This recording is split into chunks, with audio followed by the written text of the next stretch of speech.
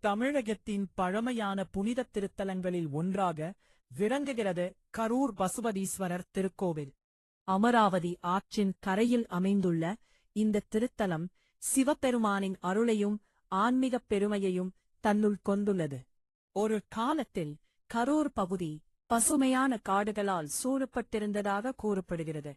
அங்கு மேய்ந்து கொண்டிருந்த பசுக்களில் ஒரு பசு மட்டும் தினமும் ஒரு குறிப்பிட்ட இடத்திற்கு சென்று கொண்டிருக்கிறது. அந்த பசு ஒரு குறிப்பிட்ட இடத்தில் நின்று தன் பாலை தானாகவே தரையில் பொழிந்தது. இந்த அதிசயத்தை கவனித்த இடையனுக்கு அங்கே ஏதோ தெய்வீக சக்தி இருப்பதாக தோன்றியது.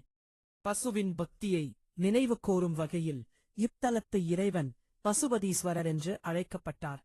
அனைத்து உயிர்களுக்கும் தலைவனாகவும் அவற்றின் மீது கருணை கொண்டவராகவும் சிவபெருமான் இங்கு அருள் பாலிக்கிறார். கரூர் பசுபதீஸ்வரர் திருக்கோவிலில் சிவபெருமான் பசுபதீஸ்வரராகவும் அம்பிகை கிருபாநாயகியாகவும் அருள் பாலிக்கின்றனர். இறைவனை தரிசிக்கும் பக்தர்களின் மனதில் அமைதியும் நம்பிக்கையும் பிறக்கிறது.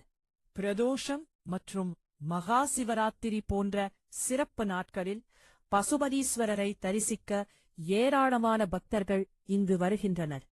தீபங்களின் ஒளியும் ஓம் நமசிவாய என்ற பக்தி முழக்கமும் கோவில் முழுவதும் நிறைந்து காணப்படும். பசுபதீஸ்வரரை மனமுருகி வழிபட்டால் வாழ்க்கையில் ஏற்படும் துன்பங்கள் நீங்கி மன அமைதி கிடைக்கும் என்பது பக்தர்களின் நம்பிக்கை.